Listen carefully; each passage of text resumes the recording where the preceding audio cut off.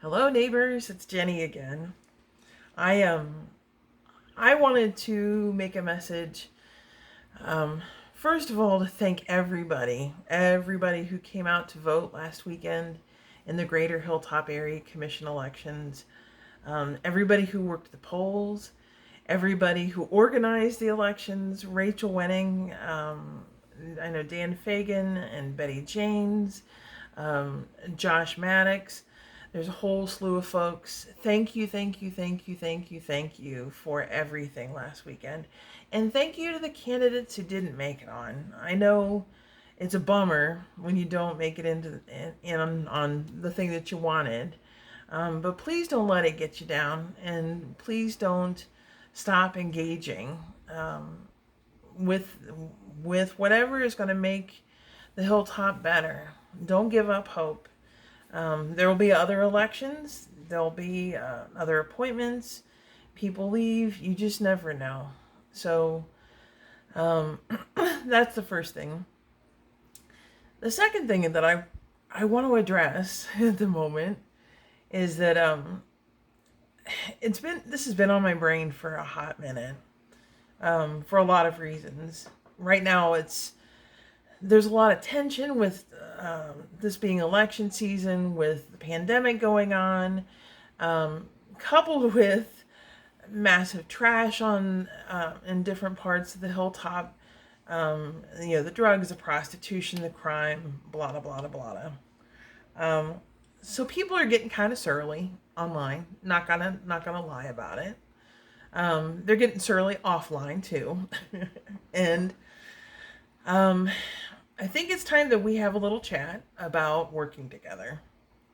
So one of the things that I have a friend named Alina Butler. If you don't remember her, if you weren't here in the early 80s, Alina was one of the driving forces behind the creation of the Greater Hilltop Area Commission. She was the first chair. She was also a founding member of the Historical Society. She ran the Greater Hilltop Community Development Corporation. She's really good peeps, and I adore her. But if you ever ask her about the early days of the commission and about when they actually went to City Hall to officially start the commission, one of the first stories that she will tell you is about somebody at City Hall telling her, "Oh, so you're with the Hilltop? Well, good luck with that. They never worked together." That was 40 years ago, right? And honestly, I see a lot of that still working its way around our community. So as you probably know, I'm a hilltop historian, and I've been studying, not just I do house histories, of course, but I've also been studying kind of the trends in the hilltop and things that worked and didn't work. There were massive projects that Alina and company did back in the day, and very few of them survive anymore, for a variety of different reasons. Um, but it's hard to see, people put so much effort and time and work into something only to never see anything come to fruition, right? And that's what I want to prevent us from doing. I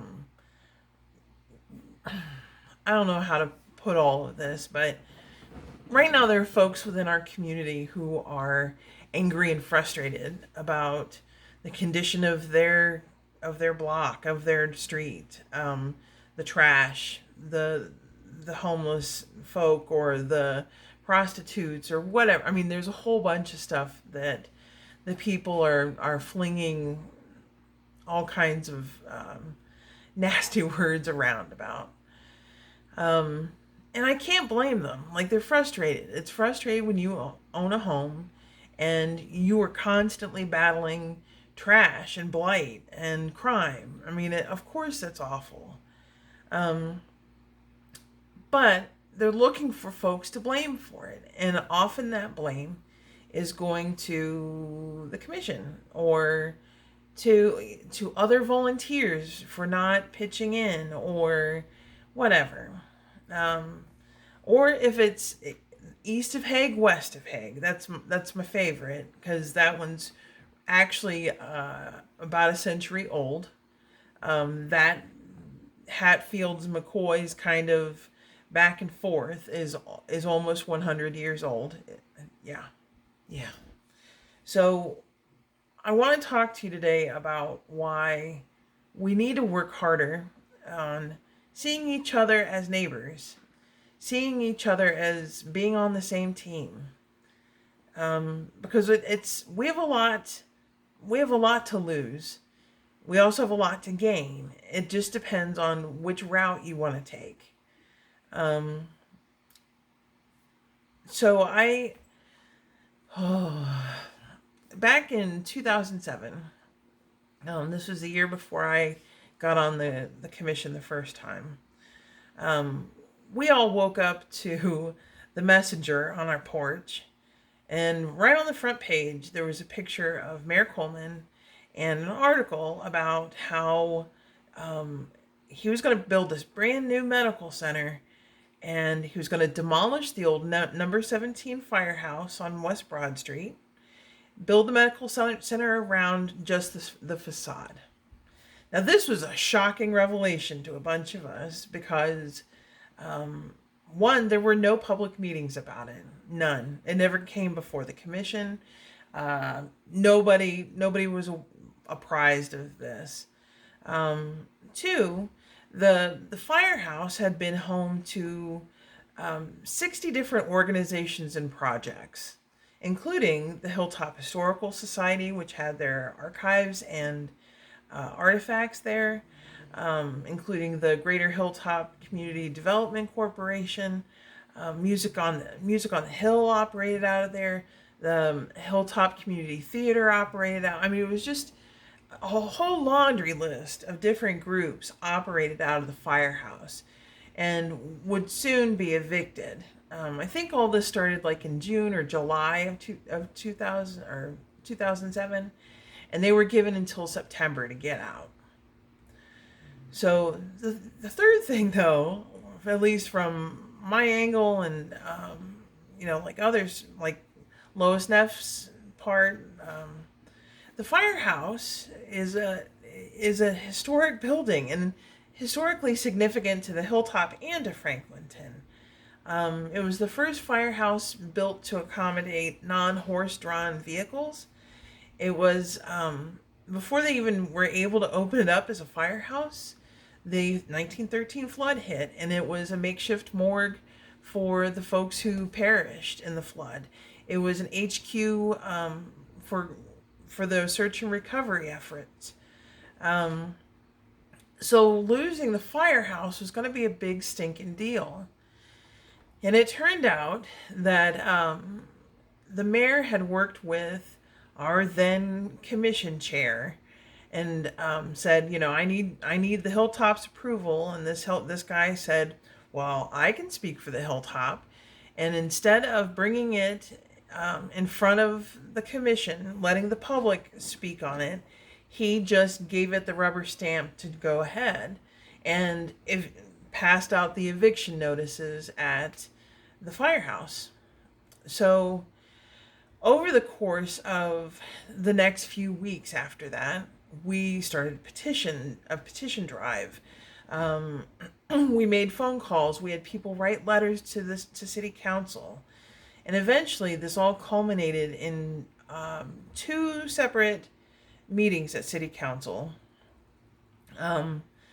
where we all went down there as a group.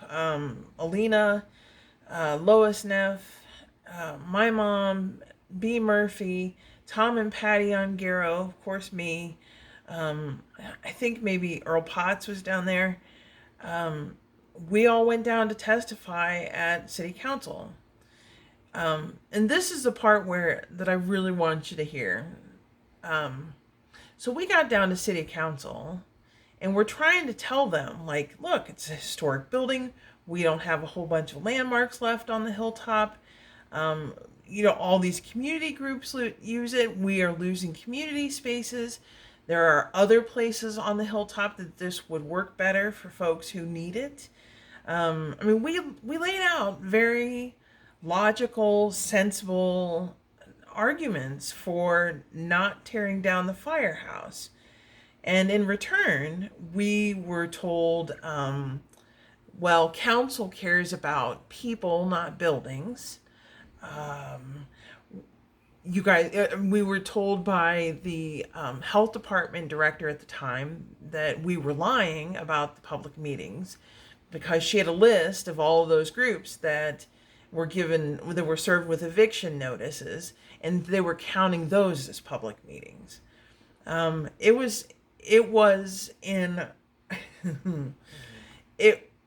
was so demoralizing to be condescended to by these folks on city council who don't live in our neighborhood and who don't really care about us or about the dignity of the hilltop, talking to us like we were just a big bunch of selfish jerks.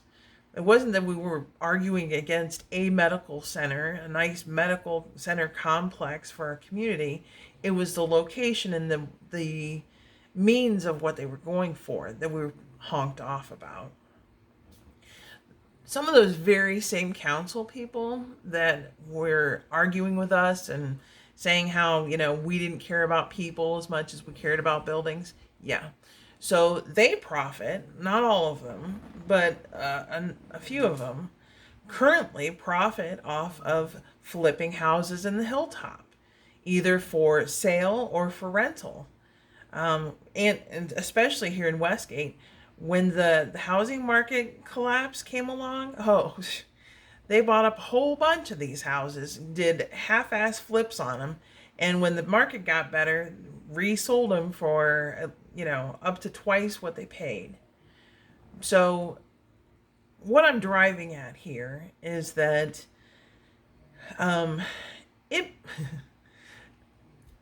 different powers that be, and I'm not saying this current mayor or this current council, I'm not coming up with some dark conspiracy theory here, but the powers that be, developers, government folk, anybody that is looking to make a profit, it behooves them to keep us vulnerable, weak, and arguing amongst each other. It benefits them to have us so busy looking at each other as enemies and not as neighbors, right? They profit off of us in purchasing worn down, nasty properties and turning around and renting them. So if we're busy fighting each other and not fighting for each other, for our neighborhood, if we are busy, blaming one another for these things and we're not looking for solutions, we're not going to get any better. The other thing I want to address, and it's a big one for me. So, I run Hilltop USA Memories. I created it. And my goal, it's been around for 10 years now. And my goal has always been to kind of uplift the community and to point out why we should be proud of our community. Like I post things in there about the different works people do in the Hilltop. I've tried to dig up fascinating history about us that we've never heard of before. In recent weeks, I've kind of been accused of only trying to promote good things, or something about sunshine and lollipops. And I want to tell you why I do that, or why I try to uplift and present the positive stuff about us. So when you get a chance, get on Facebook, get online, Look up the news sites. Look up the CPD Facebook page. Look at search for any hilltop related news. Any news, good or bad, and see what the comments are beneath those clips. People outside of the hilltop have a really low impression of us. They have a low opinion of us. And those people are fellow taxpayers who have a lot more power than we have. I mean, we've got people living in downtown in Bexley, or Short North, the Arena District, or just wherever. They're folks in nice German Village, folks living in nicer neighborhoods than ours, who say things like, oh, well, duh, it happened on the west side. They ought to just turn that to glass, burn it all down, blah, blah, blah, blah, blah. And they're not just judging the person or persons who committed the crime that's listed in the story. They're not just talking about the one person that did this one thing. They're talking about all of us. We have an image problem, and it affects everything. It affects how we're marketed to realtors. It affects how businesses see us. We will never, ever, ever see new business or better real estate development here if we keep telling everybody that we're crap. I mean, that's kind of the bottom line. There are a lot of, you can't swing a dead cat without hitting a news site with nasty opinions about us. You just can't. Oh my gosh, the police department's Facebook page. Whew, the comments in there, yeah, those are a treat to read. But over time, that gets wearing on us. For those of us who've been around forever and have been involved in community groups and trying to better the hilltop, it's depressing. It's really depressing to constantly fight that, to constantly fight this image that people have of us, that we're not worthy, that we're all trash, that we're all terrible people that don't give a damn. So broadcasting all of our terrible stuff, constantly talking about like, well, we're the dumps, blah blah blah blah blah, that doesn't do us any favors. I mean, the trash is not a secret. The trash, the illegal dumping, the crime, the prostitution, the drugs, our issue with people frequently, or people experiencing homelessness. I mean, all of this isn't new. This isn't hidden. It's not secret. It's all out in the open. It's just that over time, people lose faith in us. We lose faith in our ability to combat any of it. And for those, like, I think of Lisa Boggs all the time. She's my favorite example, because that woman goes out and cleans and cleans and cleans and cleans and cleans alleys, only to come back out the next day and it's trashed again. Like, to do that for 20, 30 years or however long she's done that takes a lot, and that's exhausting.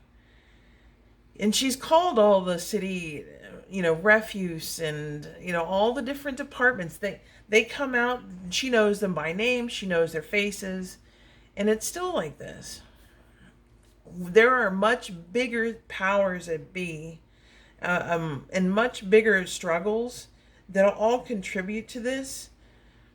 And we're not going to make a dent in any of it if we keep fighting each other, if we keep pointing fingers at each other. I'm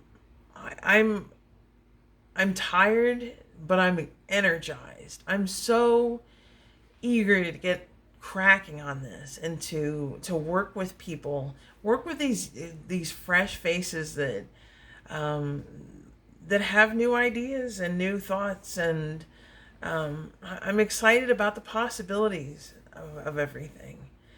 But it is exhausting to read comments from people criticizing fellow volunteers, going after the commission, going after this person, that person.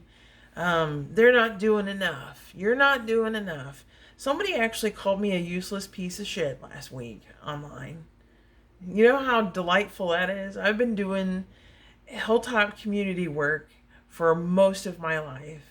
It may not be the community work that certain people want me to, but like, they don't even know me and they're calling me names. I mean, and it doesn't hurt my feelings. I'm a tough broad, but this wears people down. And this is what gets people to quit and give up. And we can't afford to give up, right? We can't afford to stop. So I'm gonna need you, yes, you, all of us, to work together and to look at one another and see each other as human beings, with strengths and weaknesses, but with the ability to help each other. We can do this.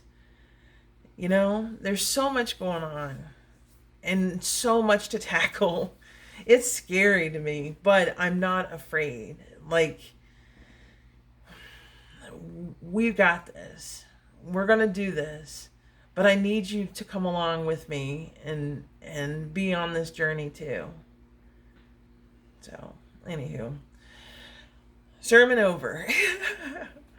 I shall talk to you soon. I hope you're well, and take care. Bye.